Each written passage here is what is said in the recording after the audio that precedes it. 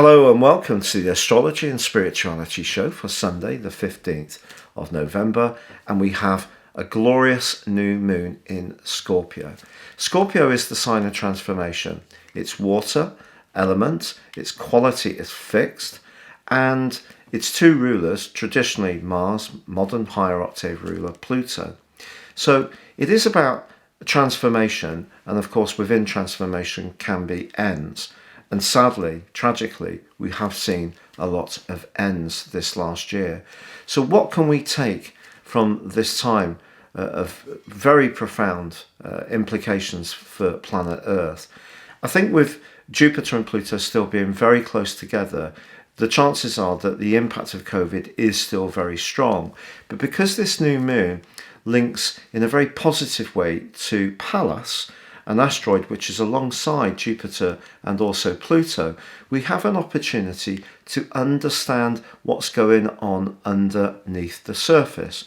And because COVID is not something that we can actually see in front of us, who knows what technology may come in time. But at the moment, we are having to just try to practice some basic health steps. But we don't have complete biosecurity. It's impossible to achieve that. But what we can do, I think, over the next month is see much better testing come in, much better track and trace, much better analysis of the numbers, much better understanding of its impact.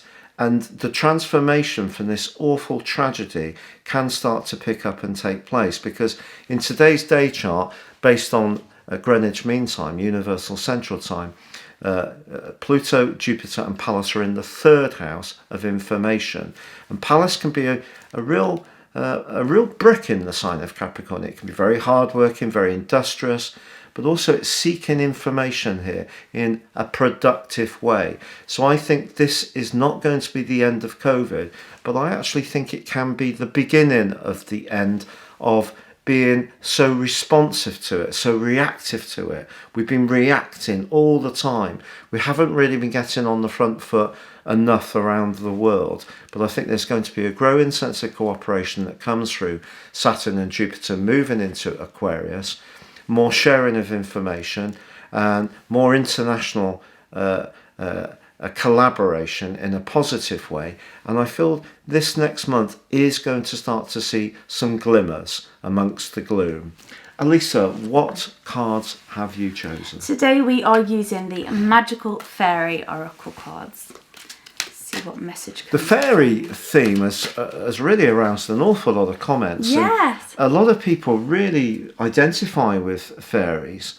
So, yeah, wow. Definitely. I mean, this card says easy does it, and it says stop trying so hard to control everything and all doors will open for you.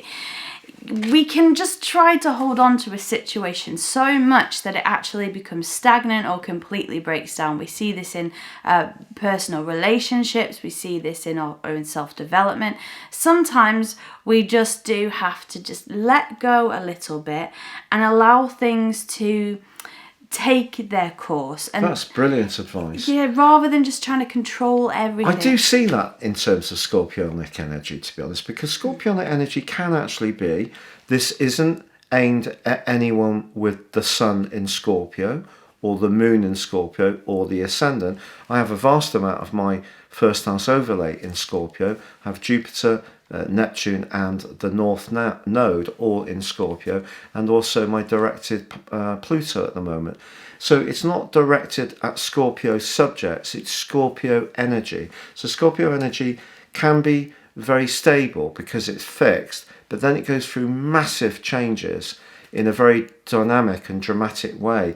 And sometimes Lisa's absolutely right, just let go.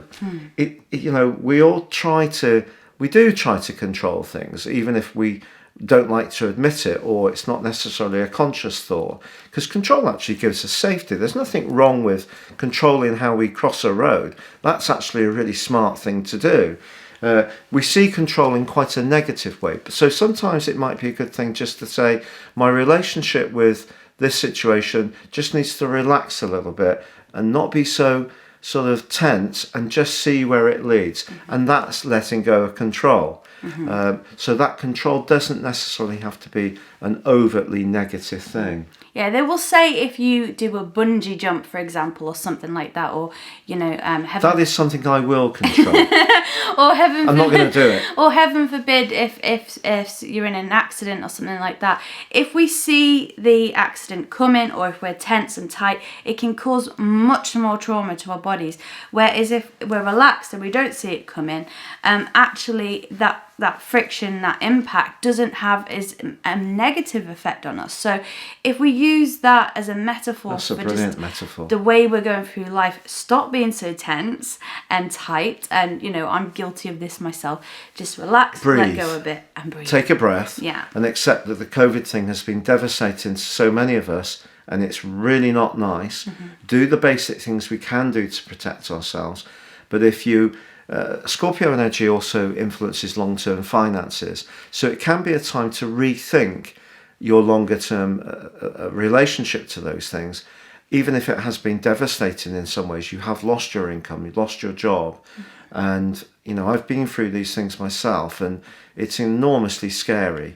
But I do feel that there is going to be an evolution through this event, which may be hard to see at the moment, and so.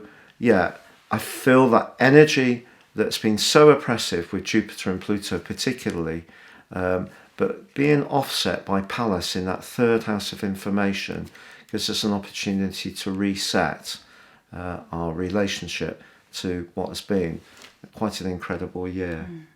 Well, thank you so much for joining us here today. And if you would like to watch Patrick's deep dive video on this subject, you can find that in the description box beneath this video. Oh, thank you so much, Lisa. Yes, the Scorpio new moon video is beneath here, and also your free daily horoscope.